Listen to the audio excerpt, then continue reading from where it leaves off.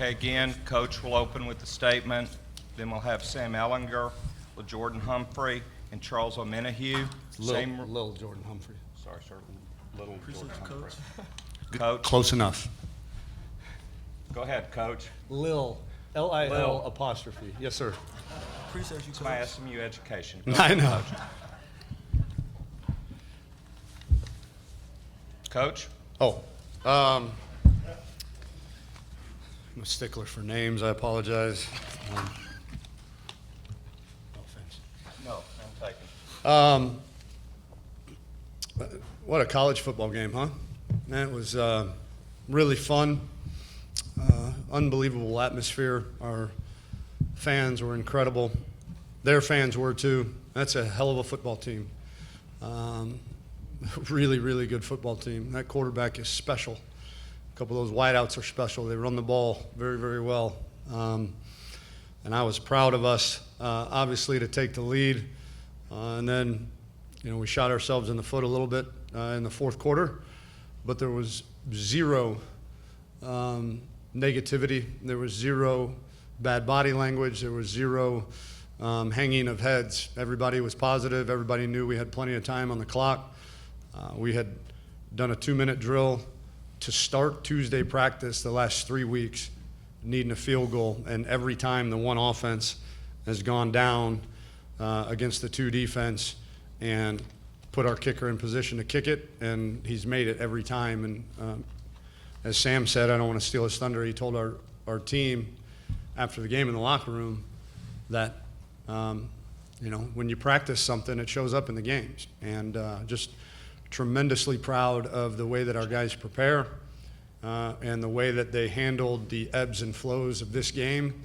And excited to go celebrate tonight and understand that this one on the stat sheet, obviously for our seniors, for our university, it means a lot.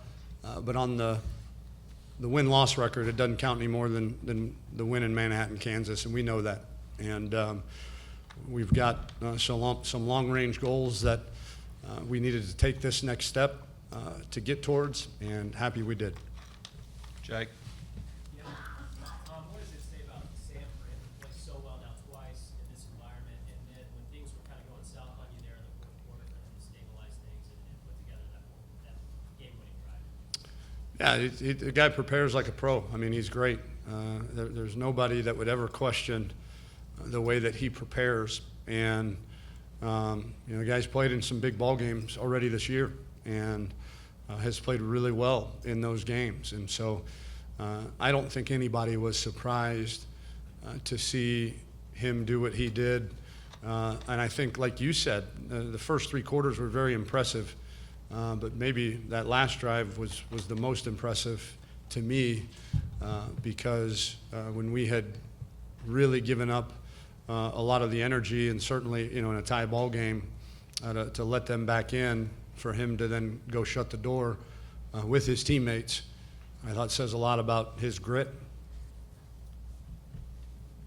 Sam, you sat up here a year ago and were trying to find the words, and I think you said something to the effect of, "I'm glad I have 3 more of these." How much did you stew over this for the last year, and what does it mean to you, and what are the emotions for you to win this game? Yeah, to be a part of this tradition and play in such an incredible rivalry is a blessing, and I'm reminded of that every year. It's definitely a game that we have circled every year as well. It means a lot to us. We were coming up in the elevator, us players, and I told them that it feels a lot better coming up right now than it did last year. So, I still can't put to words how incredible this rivalry is, and to be a part of it, honestly can't. Right. For Tom and Sam, guys, Coach, you joked about it last year. It's not quarterback draw; it's quarterback power. Right. And while it sounds funny, it seems like it's a mindset you want established with both you and him, and for both of you. Is that what it is? It's a mindset. Quarterback power is you making things happen and forcing the action. Yeah, a lot of our success on short yardage and goal line came on quarterback sweep, but our QB runs, for the most part, are downhill runs. You're talking about a 6'2", 235-pound guy that can move a little bit and has the toughness and strength that he has. It would be foolish not to use him in those scenarios. And 3 touchdowns rushing the football and 2 throwing to account for 5 touchdowns in a game like this is pretty impressive. I think it. You're running today overall. Yeah, I think it just works well within our offense. In those certain situations in short yardage, they're going to man guys up to load the box. And so when we have an extra blocker with our running back, it helps everything out a ton. Just schematically, it works out. And I think the guys trusted me to go get that 1 yard, and I trusted myself to do that as well. Dennis? Tom, when you hear the term Texas is back, what does that mean today? What does that mean in the future? And is it true? I'm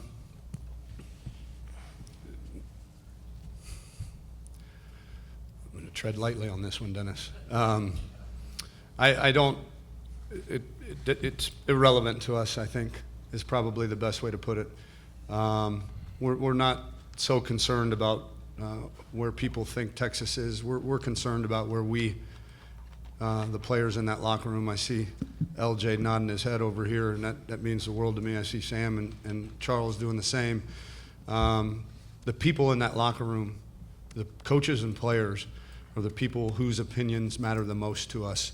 And like any family, those are the people that we have to answer to on a daily basis, with our work ethic, with our determination, with our sacrifice.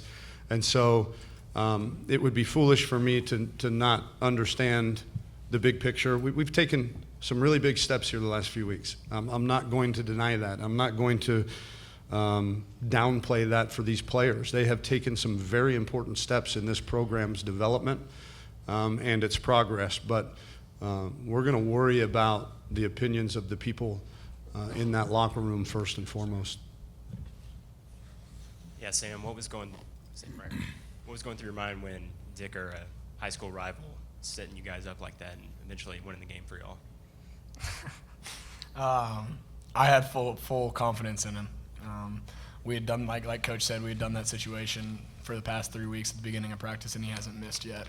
So, I mean, seeing what he did in high school, playing against him, watching him kick pregame when I was hurt, I knew he was very special, and he's proven that so far this season. So, I mean, tremendous job for him. Sam, not only the game-winning drive that led to the field goal, but also the first drive of the third quarter after Oklahoma had some momentum heading into the locker room. What was the talk about needing to come out strong the start of the second half and regain some momentum? Yeah, always. It's something that we've talked about as an offense, is we always want to score on the first possession, and we did that in both halves. It's a great confidence builder for that half, and to be up by 2 scores at that point in the game, I think really solidified our confidence and helped our momentum roll into the second half.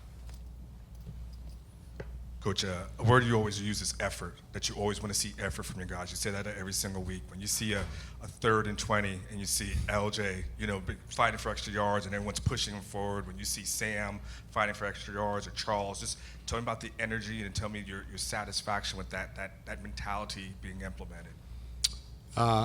Thank you for mentioning that play. That to me was the play of the game. The play of the game. We throw a tunnel screen just to get, common wisdom says, 3rd and 20, let's not be silly with the football. We've got a lead. Let's add some yardage to our punt and maybe pin him inside the 10-yard line and play defense. And LJ Humphrey, one of the toughest guys we have on this football team, after we scored that series, we even said on the headset, I hope Sam remembers, we said that's a culture play right there, because I think it set up 4th and 2. We got it, and I think we scored a touchdown to end the drive. And if there's one compliment that a coach can get from people that understand football and have put the pads on or put a whistle around their neck, or have become experts of the game, it is your guys play really hard. It's probably the biggest compliment you can pay a coach, is your guys play really, really hard. And we may not always be the most talented. We may not always be the deepest. But with our effort and our purpose and the reason and the why that we play, we're capable of doing a lot of things. And thank you, LJ, for showing everybody, what our culture is about. And it was big. Tom, can you talk about your rhythm as a play caller? You scored on 7 of your first 8 drives. And for LJ, can you talk about how Sam is, no interceptions, last 5 games, sustaining drives, and just, moving this offense? Yeah, I mean, the credit goes to the gladiators in the arena. These guys are the ones that make plays work. They're all designed to score. Maybe the kill the clock play and QB sneak maybe are the two that aren't designed to score. They're all designed to score. And these guys played their tails off in terms of the execution of our offense. And it was really, really fun to see them have the kind of success that they had early in the game. LJ. I mean, Sam in practice, he's been showing us every day that that basically he's a poised quarterback. He's a great leader, and it's just translating to the field. So. Tom, Brian Smith, Eastern Chronicle. After that first loss of the season, you guys have 5 consecutive wins, 3 against top 25 teams.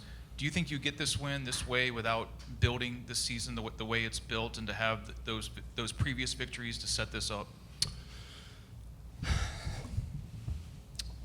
I don't know about the previous victories. I think those were all important steps for our program.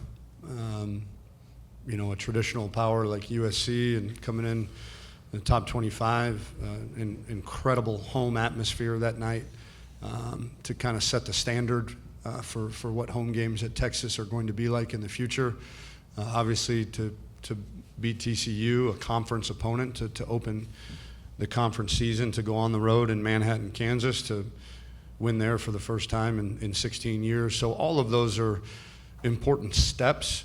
But I would point to the first game.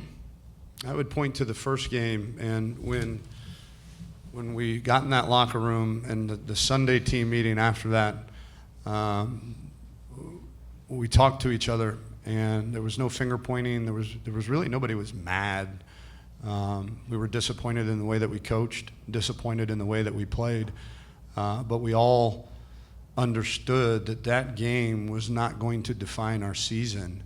But how we respond to that game would, and learn from the mistakes that we made in that game and make sure that they don't happen again. And thus far, I think we've responded tremendously, really have. LJ, how much pride do you take in yards after catch, and can you take us through that play from your perspective? I take a lot of pride in it. I feel like it just shows you how tough you can be. And, that play, I just got the ball. And, like Coach always preaching at practice, get vertical. So I just got vertical and just dropped my pads, and my team was helping me. So it's a great play. Tom, right here.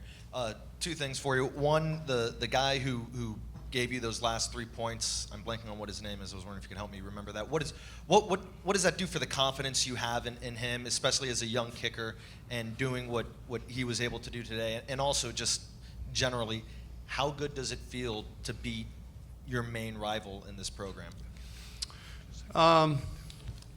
We've always had confidence in our kicker.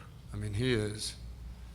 I know he missed 2 of his last 3 heading into this game, but I don't know that there's a kicker on the planet that's ever not missed. But he corrected the technical mistakes that he made. I think it bears noting that That was a true freshman deep snapper snapping to a true freshman holder with a true freshman kicker kicking it through the uprights. Hello, in this game, right? And obviously, I mean, that's a scenario where there is no, they're not playing for the fake either. they're rushing everybody, and the other 8 guys on that unit did a tremendous job blocking. But our confidence in our kicker is sky high right now.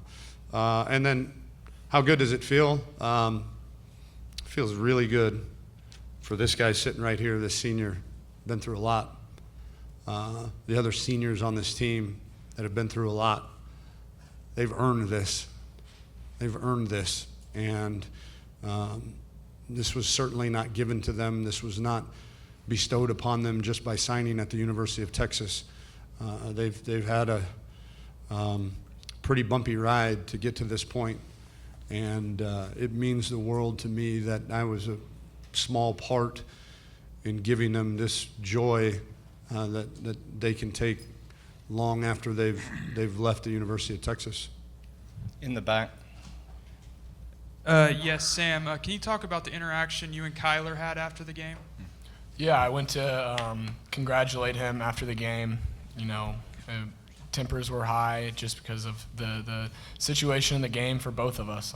I was just going to say good game and pay my respects. He's a tremendous player. Kevin. Tom, Kevin Sherrington, Dallas Morning News. You talked earlier about the goals you have for this team. I want to know, what were those goals starting out, and have they changed any at this point from where y'all sit right now? No. Our goal is to go 1-0 every week. You know, when we beat TCU, I remember saying in the locker room that Saturday night, you're 0-0 against Kansas State with a chance to go 1-0. We got 12 guaranteed one-game seasons. That's it. That is it. And they all need to be tackled with that kind of fervor, that kind of singularness of purpose and focus, because this league is, and us, we're not. Again, I'll tell you this: we're not good enough to play not our best and beat a lot of people. And this league is really, really good. And you got to play all 9. You know, we play 11 Power 5 opponents this year. So we got to bring it each and every week, and we try to compartmentalize those weeks as best we can. But you know, big picture, I think I've always said, and these guys have, we want to be, you know, in the conversation and contention for the Big 12 championship, you know, come late November.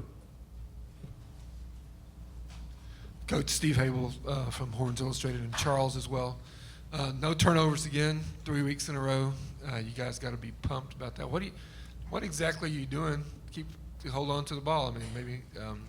And Charles, talk about Murray. How you were able to stop him for 3/4 of the game, pretty much limit him to throwing the ball and not running the ball. Again, there's 2 demands in our program. We'll coach everything else. We'll coach technique. We'll coach assignment. We'll coach everything under the sun. The 2 things that we demand are effort and ball security.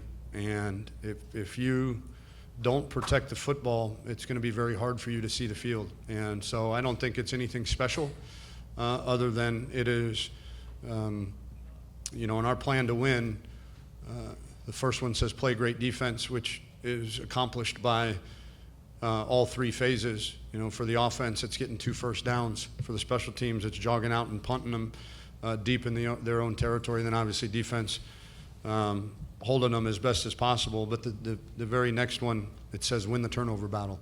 And we've done a pretty good job here of late of doing that, and I would expect it to continue because we demand it in our program. Man, we just had a great game plan. Coach Orlando, you know what I'm saying, put on Tuesdays we always come in and we get the script of what we're going to do, and everybody bought into it. We knew that we were going against a guy that can fly. When he sees the lane, he's going to go, and everybody just knew that they had to do their assignment. And as far as defensive linemen, we knew that we had to stay on the rush lanes, Because if we try and freestyle out there, do our own thing, he's gonna go. And as y'all seen, the guy can run with anybody. So just a credit to everybody doing their job, everybody buying in, and knowing that we had one purpose, and nobody was out there trying to do their own thing. Kirk, last question. Yeah, Kirk Bowles from the Austin American. Tom, I know you're big on 1-0, but would you agree this has the feel of a get over the hump kind of game? And is this team capable of getting in the CFP mix? What was the second part of that? Was this team capable of what? Getting in the college football playoff mix. Oh man, I won't even begin to think about that. But yes, we are a 1-0 mentality group, and when we wake up tomorrow, this game, winning this game, is going to have no effect on our performance against Baylor next week. We'll have none. And when we wake up tomorrow, we will be 0-0 against Baylor for the 2018 season. Again, I'm very aware. I do not think getting over the hump. I don't think that. That would mean we defined where the hump was. But I do think it's important that we continue to take these steps in our program's progress and development. And I'm proud of these guys for doing that each and every week, of taking the steps that we need to. Thank you all. Thank you.